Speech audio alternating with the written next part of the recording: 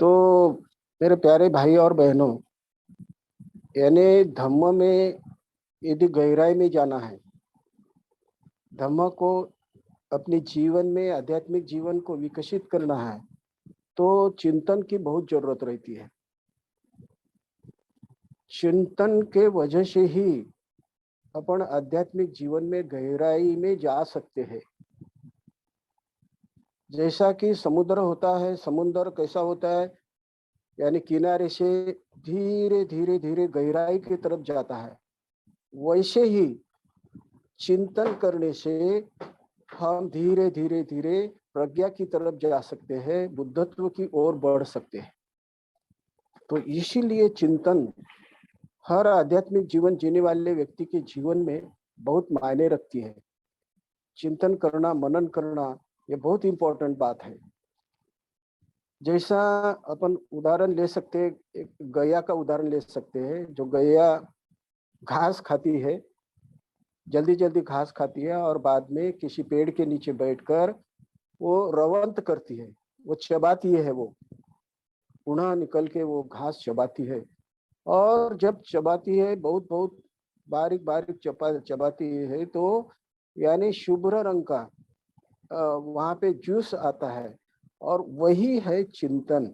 यानी ऐसा ही अपन चिंतन करते वक्त क्या करते हैं, जो भी विचार है उसके गहराई में जाते हैं और मनन करते हैं। तो ऐसी बात वो गैया की होती है। वैसा अपने को भी जो भी सब्जेक्ट है अपने सामने, जो भी विषय है, उस विषय के बारे में गहराई से जाके चिंतन और मनन करना पड़ता है। जैसा कि अपन आचर का उदाहरण ले सकते हैं। जो आचर है, समझो हमारे महाराष्ट्र में लोणचे बोलते हैं उसको, और उसमें क्या करते हैं, और वो आचर में ऑयल डालते हैं। तो ऑयल डालने के बाद वो बहुत ही अच्छे तरह से आचर आचर होता है। वैसे ही मनन करना, उसको मनन करते हैं। जैसा ऑयल डालने के बाद वो आचर कैसा होता है, बहुत अच्छा लगता है, टेस्टी लगता है, वैसा ही चिंतन के बाद मनन करना पड़ता है। तो वो जो सब्जेक्ट है, वो जो विषय है, गहराई तक जाता है और अपना आध्यात्मिक जीवन विकसित होता है। इसीलिए अपने को चिंतन और मनन करना है। जैसे कबीर जी ने कहा है, चिंता से चतुराई घटे, दुख से घटे शरीर, अपनी आंखों से देख लो, कहे गए संत कबीर।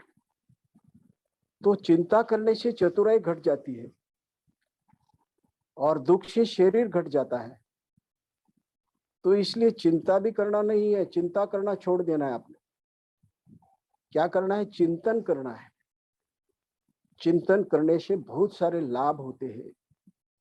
सकारात्मक भावना का विकास होता है, और इसलिए अपने को चिंतन करना है। चिंतन में से प्रज्ञा की तरफ नाम का एक किताब लिखा है रत्न गुना ने, और उसका अनुवाद आदरणीय चंद्रबोधि जी ने किया है। तो उसमें चिंतन की डेफिनेशन दी है। चिंतन यानी गहराई से जाके सम्यक विचार करना, गहराई में जाके, उस विषय के गहराई में जाके सम्यक विचार करना, उसको चिंतन कहते हैं। जैसा कि प्याज का उदाहरण लीजिए। जो प्याज होता है, उसका एक पापुरदान निकलने के बाद दूसरा पापुरदान निकलता है, और दूसरे के बाद तीसरा निकलता है, चौथा निकलता है, पांचवा निकलता है। ऐसा वो पापुरदान निकलता है उस प्याज का। वैसे ही चिंतन में अपन गहराई में जा सकते हैं, धीरे धीरे गहराई में जा सकते हैं, मनन कर सकते हैं अपन। और चिंतन से, जैसा कि चिंतन करते वक्त अपन क्वेश्चन पूछना चाहिए, सवाल पूछना चाहिए। कैसे, क्यों, क्यों वो विषय क्यों है, कहाँ है। अंग्रेजी में कैसे कहते हैं, व्हाई, वेयर, व्हाट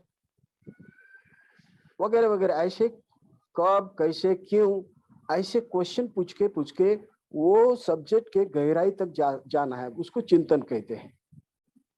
कि जैसा कि द्वेष है, द्वेष के बारे में चिंतन करते वक्त अपन खुद को क्वेश्चन पूछना है, ये द्वेष क्या है? उसका जवाब भी अपन दे सकते हैं। द्वेष यानी नकारात्मक भाव है, और वो क्यों अपन नहीं करना चाहिए? क्योंकि ये बहुत ही हानिकारक है, बहुत ही अपने जीवन की हानि करता है। द्वेष यदि अपने पास है, अपने हृदय में है, तो अपने हृदय को वो जलाता है।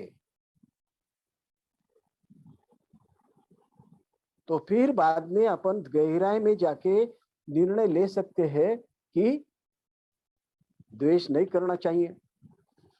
तो क्या करना चाहिए? मेत्ता भावना करना चाहिए, मैत्री भाव विकसित करना चाहिए।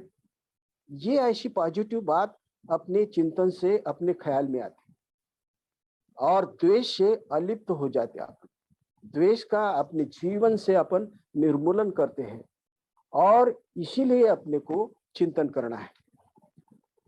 आचार्य शांति देव जी बोधिचर्या अवतार में कहते हैं, हृदय में द्वेष रूपी कांटा चुभने से न धीरज रहता है, न मन को शांति मिलती है, न सुख की नींद आती है। देखो, जब हृदय में अपने द्वेष होता है तो सुख की नींद भी नहीं आ सकती, अपने चित्त को शांति भी नहीं मिलती है। तो इसलिए द्वेष करना छोड़ देना है, तो उसके बजाय मेत्ता भावना विकसित करना है।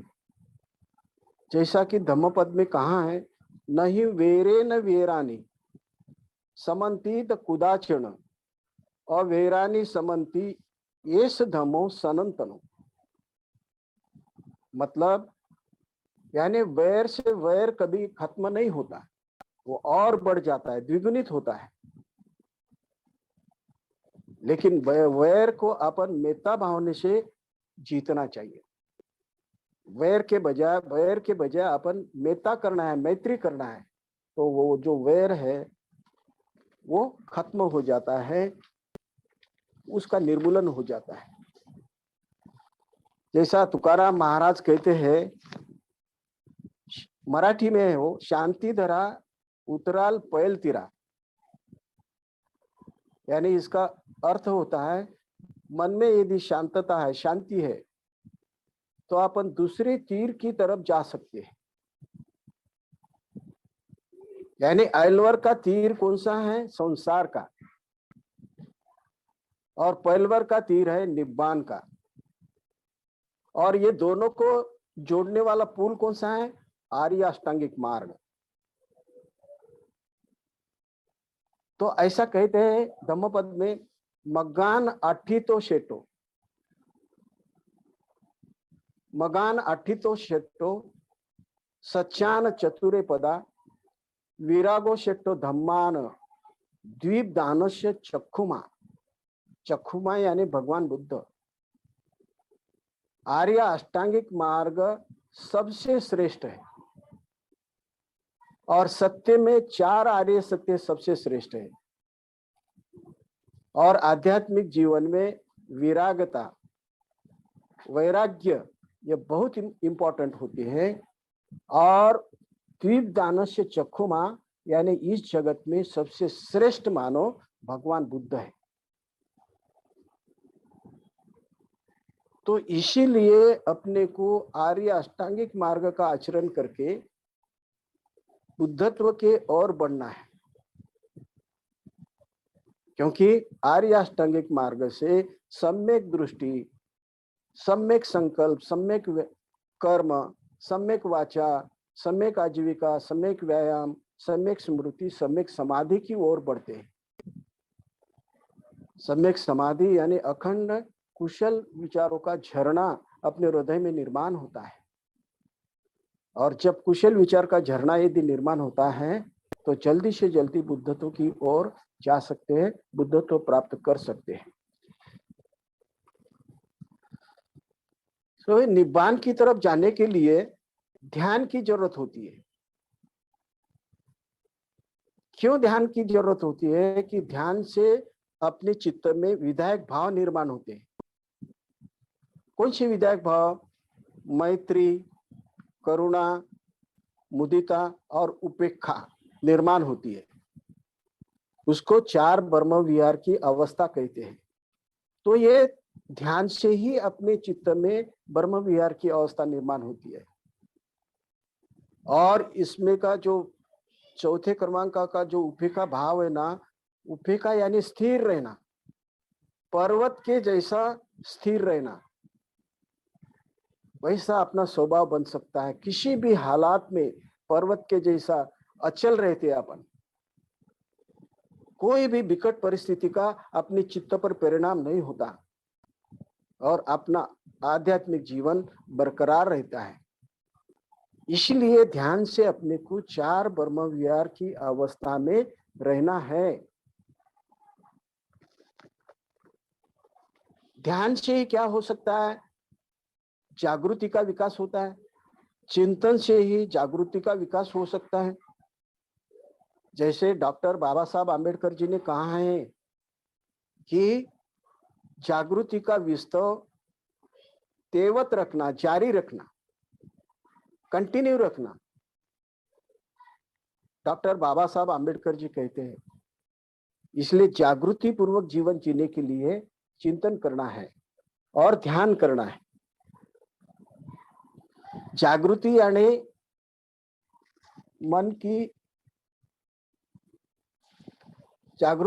मन की स्पष्टता। जागृति से मन में स्पष्टता आती है और स्वचित्त का बोध होता है। इसलिए ध्यान करना है, चिंतन करना है। चिंतन करने से अपने समझ में आता है कि मेरे चित्त में कौन से विचार है, कुशल विचार है या अकुशल विचार है। ये भाव अपने चित्त में आता है। और यदि ध्यान नहीं किए, यदि चिंतन नहीं किए, ये अपन पहचान नहीं सकते। और इसीलिए ध्यान करने वाला व्यक्ति अपने चित्त में अभी फिलहाल कौन से विचार जारी है, कुशल है या अकुशल है, ये पहचान सकता है। और बढ़ावा किसी को देता है? कुशल विचार को देता है। और कुशल विचार बुद्धत्व की ओर लेके जाता है। और इसीलिए ध्यान साधना करना है और चिंतन गहराई से करना है। ये जो अपना जो चित्त है आईने के समान है। कोई भी छिपाता नहीं आईना, वैसा ही अपना चित्त भी अपने को, यानी जो सही बात है वो अपने को बताता है। चार आर्य सत्य का दर्शन होता है और कम से कम श्रोतापन अवस्था प्राप्त हो सकती है चिंतन गहराई से करने से, ध्यान साधना गहराई से करने से। इसीलिए अपने चिंतन को इसलिए अपने चित्त को चिंतन का भोजन देना चाहिए। यदि श्रोतापन अवस्था प्राप्त करना है तो अपना जो चित्त है, अपने चित्त को चिंतन का भोजन देना चाहिए हमेशा, हर पल। तो श्रोतापन अवस्था अपन प्राप्त कर सकते हैं। बनते उर्गे संरक्षित जी कहते हैं, क्या कहते हैं? जिस काम में ध्यान नहीं है वह काम नहीं है, और जिस ध्यान करते वक्त यदि ध्यान नहीं है तो वो ध्यान साधना भी नहीं है। इसीलिए अपने को ध्यान देना है हर बात की ओर। ध्यान यानी स्मृति रखना है। तो इसीलिए स्मृति से अपन ज्यादा से ज्यादा आध्यात्मिक विकास कर सकते। संत तुकाराम महाराज कहते हैं, मराठी में है वो, शुद्ध बीजापोटी फळे रसाळ गोमटी।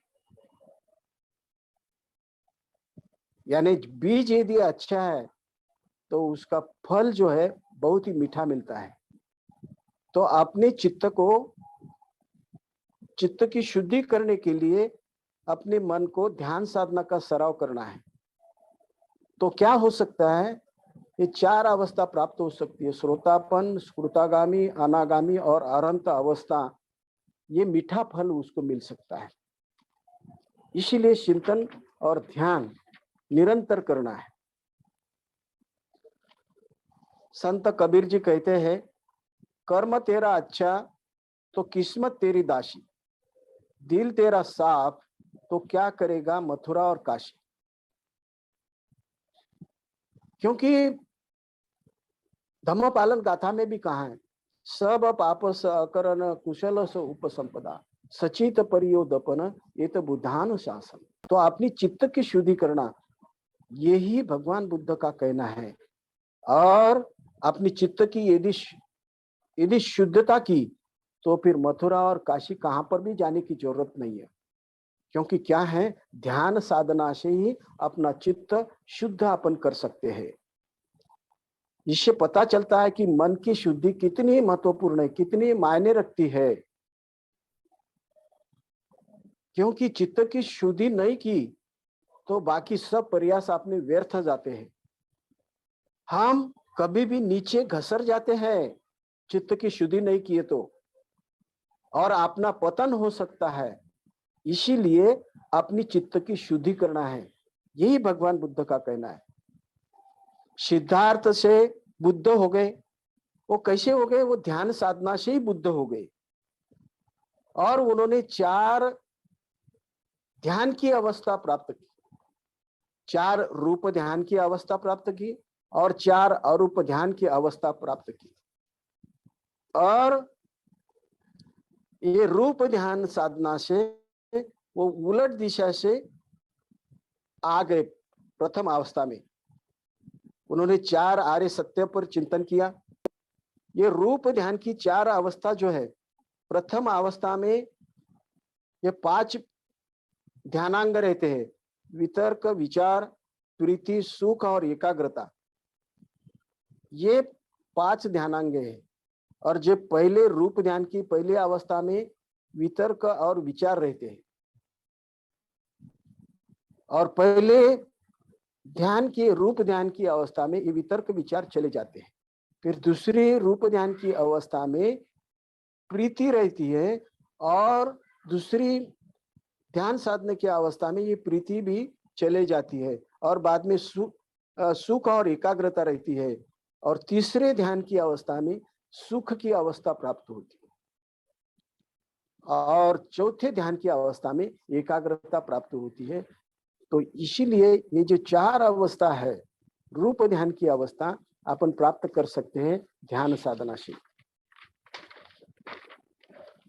ऐसा कहते हैं कि ध्यान साधना से व्यक्ति डरपोक होता है। ये जो गैर समझ है, मिसअंडरस्टैंडिंग है। ध्यान साधना से व्यक्ति के पास आत्मविश्वास निर्माण होता है। ध्यान साधना से व्यक्ति परम वीर हो सकता है, क्योंकि वो खुद के ऊपर विजय प्राप्त करता है, उसके खुद के अकुशलता के ऊपर विजय प्राप्त करता है। और इसीलिए ध्यान साधना से व्यक्ति महान हो सकता है, जीवन में सबसे महान हो सकता है। और ये जो गैर समझ है, ध्यान साधना से व्यक्ति डरपोक होता है, ये गैर समझ बिल्कुल छोड़ देना चाहिए। क्योंकि ध्यान साधना से व्यक्ति धैर्यवान होता है, उसके पास आत्मविश्वास निर्माण हो सकता है, और वो पर्वत के जैसा अचल रहता है। किसी भी परिस्थिति में, हर परिस्थिति पे, कठिन परिस्थिति पे विजय प्राप्त करता है, क्योंकि वो अचल रहता है। ध्यान साधना से आत्मविश्वास निर्माण हो सकता है। अपनी संघ की निर्मिति जो है, त्रिरत्न बौद्ध महासंघ की जो स्थापना हुई है ना, वो ध्यान वर्ग से ही हुई है। सबसे पहले इंग्लैंड में, यानी कल 7 तारीख को संघ दिन मनाया है। भंते उर्गेन संरक्षक जी ने 1967 में इंग्लैंड में त्रिरत्न बौद्ध महासंघ की स्थापना की है। पहले 9 लोग थे, और एक गैरेज में उन्होंने क्या किया, यानी ध्यान वर्ग लिया, और वहां से ये त्रिरत्न बौद्ध महासंघ की स्थापना हुई।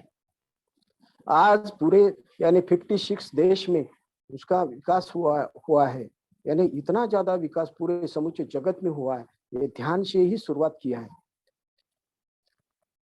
चिंतन करने के लिए समय निकालना है, अपना समय रिजर्व रखना है, राखीव रखना है चिंतन करने के लिए, और कुछ भी न करने के लिए भी समय निकालना है।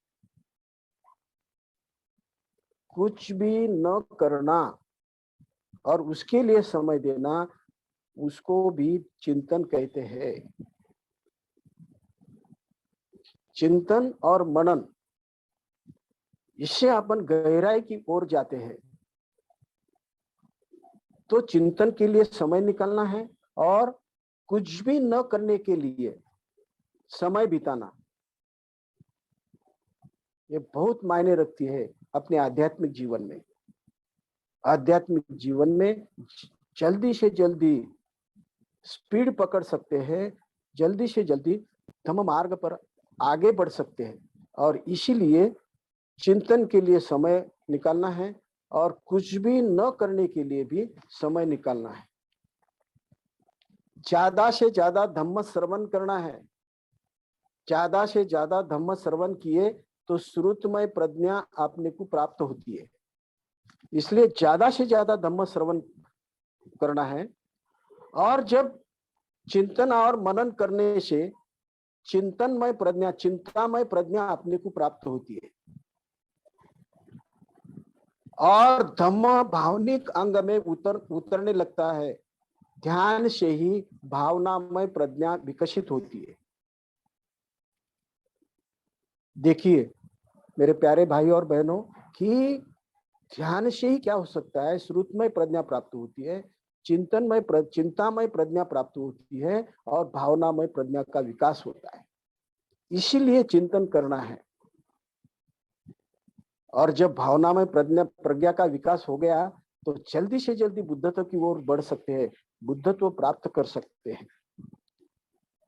और अपनी प्रज्ञा और करुणा का विकास करना है। ध्यान से क्या होता है, चिंतन से क्या होता है, प्रज्ञा और करुणा का विकास होता है। और प्रज्ञा और करुणा ये दो पंख है।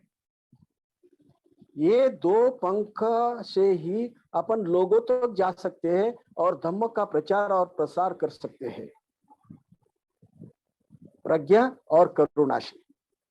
और धम्म का प्रचार और प्रसार करना यही मानव सेवा है, ऐसे परम पूज्य डॉक्टर बाबा साहब आम्बेडकर जी कहते हैं। इसलिए मेरे प्यारे भाई और बहनों, प्रज्ञा चिंतन से क्या करना है, प्रज्ञा और करुणा का विकास करना है और धम्म का प्रचार करके डॉक्टर बाबा साहब आम्बेडकर जी, भंते उर्गेन संघरक्षक जी और लॉर्ड बुद्धा के सच्चे अनुयायी बनना है।